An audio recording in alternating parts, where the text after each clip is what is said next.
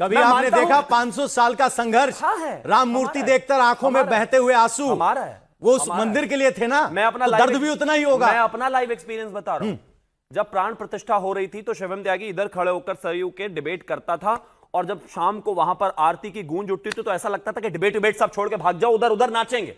ये वाकई ऐसी स्थिति है, और ये इस देश के 140 करोड़ लोग, भारतीय जनता पार्टी, विश्व हिंदू परिषद संघ, इन सब की वजह से हुआ। ये जो नए नए भक्त पैदा हुए हैं, ये राजनीति कर रहे हैं इसके ऊपर। समाजवादी पार्टी, जिम्मेदारी हमारी है, जितने सवाल पूछने हैं पूछिए। अखिलेश यादव ने इस मुद्दे को उठाया, चंदा चोरी का मामला सामने आया।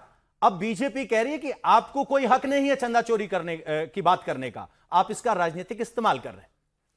देखिए, मैं पहले आपको एक चीज बता दूं, अभी जैसे लगता है, और मैं उम्मीद करूंगा कि ये शिवम त्यागी जो हैं बड़े ध्यान से इस बात को सुने, बीच में कूदे ना। अच्छा बोलोगे तो सुनूंगा। क्योंकि ये लोग क्या है ना, जैसे हम लोगों ने, देखिए, अच्छा बुरा अपने टर्न पे बताना, उसका जवाब तब देना, लेकिन अगर ऐसे होगा तो डिबेट बिगड़ जाएगा। इनकी कहानी सुनना आप। ये ऐसे दिखाते कि 500 साल हमने मंदिर का इंतजार किया, हमारे लिए चुनावी मुद्दा नहीं है, और इन्होंने कहा कि 140 करोड़ लोगों को लाभ हो रहा है, भगवान राम से सबको लाभ हो रहा है, लेकिन राम मंदिर के मुद्दे से इनका लाभ सुनिए। 1925 में आरएसएस बना, आप लेकर के वहां से जब तक ये जनसंघ तक, जब 1980 में बीजेपी की स्थापना हुई जनसंघ से, किसी इनके डॉक्यूमेंट्स में आप राम मंदिर का जिक्र नहीं सुनेंगे, बिल्कुल भी। उसके बाद 1980 में जब इन्होंने बीजेपी बनाई तो पहला इनका अधिवेशन हुआ, इन्होंने कहा गांधीयन सोशलिज्म पे विचारधारा हमारी होगी। 1984 में चुनाव लड़े, इन्हें सीट मिली 2, इन्होंने कहा ये तो समाजवाद से तो कोई फायदा नहीं है।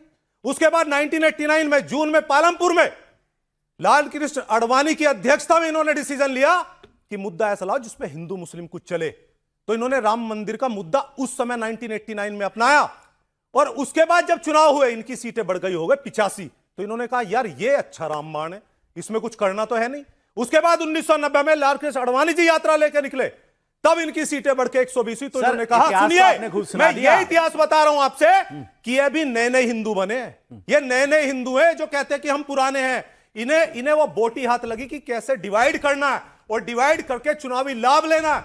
और जो है बार बार मैं इन सबको टीवी पे सुनता रहता हूं, इनके प्रवक्ताओं को, इनके नेताओं को, जिसने शिलान्यास किया, जिसने उद्घाटन किया, उन्हीं लोगों ने चंदा चोरी किया। किस वेश में आए थे वो लोग? वही असली कालनेमी है, हम लोग नहीं है जो हम पे आरोप लगते हैं। और जितनी ये बात करते हैं जिस चीज की, हम लोगों से नफरत कर लो, कोई दिक्कत नहीं है, समाजवादी से करो, आम आदमी पार्टी से करो, या सबसे करो, कोई दिक्कत। लेकिन क्या हमारे सवाल खराब हैं क्या? जो हमने पूछा चंदा चोरी कैसे हुई, आपका मैं हेडलाइन देख रहा था, आपने कहा बड़ी मछलियों को कौन बचा रहा है। आप भी वही बात बोल रहे हैं जो हम बोल रहे हैं, इसका मतलब आप भी कहीं ना कहीं यकीन करते हैं कि बड़ी मछली कौन है। और सुनिए, एसआईटी पे बहुत सारी बात कर दी, बता दिया ये होगा, मैं सीजीएम नहीं हूं, फलाना नहीं हूं। सुनिए इनकी केस डायरी और इनकी एफआईआर, वर्बटिम बोल रहा हूं, जो उसमें लिखा हुआ है, गृह विभाग द्वारा गठित विशेष जांच दल की प्रारंभिक जांच आख्या एवं उपलब्ध मौखिक अभिलेखीय इलेक्ट्रॉनिक साक्ष्य के परीक्षण से प्रथम दृष्टया प्राइम फेसा के तथ्य सामने आया कि सेवारत कर्मी भेंट और चढ़ावे की धनराशि की चोरी कर रहे थे, गबन कर रहे थे। आपराधिक दुर्विनियोग सुनियोजित आवर्ती एवं आपराधिक ढंग से चल रहा था। सुनिए, मैं लास्ट बोल दूं, ये ट्रस्ट के क्या नाम है उनका, कृष्ण मोहन, जिसने एफआईआर दर्ज कराई। एसआईटी की रिपोर्ट तो बताया था गोपनीय है, वो तो एडिशनल चीफ सेक्रेटरी को सौंपी, वो तो पब्लिक डोमेन में नहीं आई, आपको और हमको पता चली सूत्रों से। लेकिन वो ट्रस्ट के आदमी के पास कैसे है? उसने अपनी एफआईआर में लिखा है कि एसआईटी की रिपोर्ट के बेसिस पे मैं एफआईआर दर्ज करा रहा हूं। ऐसा मतलब आपने रिपोर्ट कृष्ण मोहन को दे दी, मतलब वही चोर वही चोरी कर रहे हैं, वही एक दूसरे को रिपोर्ट दे रहे हैं। अरे किसको बहका रहे हो आप, ये बताओ। दूसरी बात, ये कहते हैं एसआईटी पे यकीन नहीं, दरोगा जांच कर लेगा यकीन नहीं, मुख्यमंत्री पे हाँ यकीन नहीं है।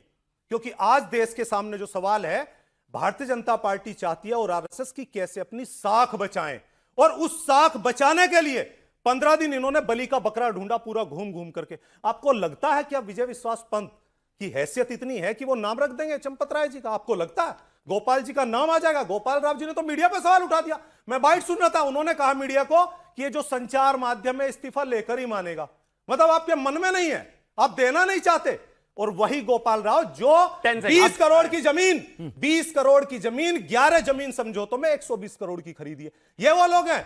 शिवम त्यागी ये कह रहे हैं कि आप अगर राजनीतिक तो तौर पर श्री राम जन्मभूमि आंदोलन का इस्तेमाल करने वाले थे, तो आज जब आरोप हैं तो जवाब भी आप ही देंगे। इन्होंने कहा कि हम तो नए नए हिंदू हैं। मेरे खुद के दादाजी का नाम राम नारायण था, वो सन 37 में पैदा हुए थे और भाजपा और जनसंघ को वोट देते आए थे।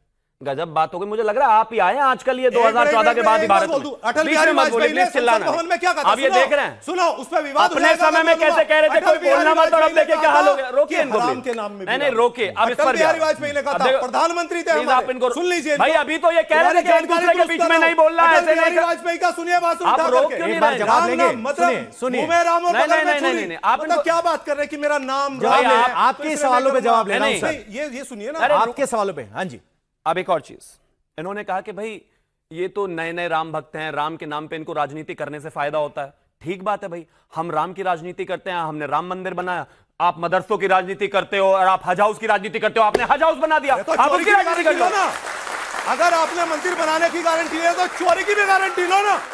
उसमें बताओ ना आप लोगों ने करोड़ों रुपए चोरी कर लिए। इनके मुंह में हमने तो वर्बल नहीं किया डायरिया ना। है क्या कि अपने हमने समय में चोरी नहीं बोलना, की। दूसरे के में भी हम बोलना है? जैसे रोको आप हैं, इनको। दिखते तब तो हैं। बड़े बेचैन थे। अगर हम खराब है दिखते आप हैं, रोकेंगे लेकिन कि आप नहीं खराब इनको हो भाई? दिखते नहीं हो, आपको निकालना अभी रुकिए, पड़ता। अभी रुकिए, जवाब ले लेते सर, Thank कितने you। खराब है पता एक और चलेगा। चीज, एक और चीज, हम मरने वाले थे और आप मारने वाले थे। मुलायम सिंह यादव के पास कौन कहने गया था कि गोलियां मारो कार सेवकों में? आपने गोलियां मारी, तो गोलियां मारने वाले हो भाई। और मैं फिर से कह रहा हूं, सवाल पूछना कोई गलती नहीं है, जितने मर्जी पूछ कर जाइए, मैं यहां खड़ा हूं। लेकिन जैसे ही इस देश में अखिलेश यादव, जो आदमी पार्लियामेंट स्ट्रीट के पीछे मस्जिद में तो पूजा वो करने पहुंच गए, नमाज पढ़ने, लेकिन आज तक राम मंदिर नहीं गए, जब वो अपने आप को कहते हैं कि मैं भी सनातनी हूं, तब लोगों को हंसी आती है। दिक्कत उस बात से, सवाल पूछने से नहीं है।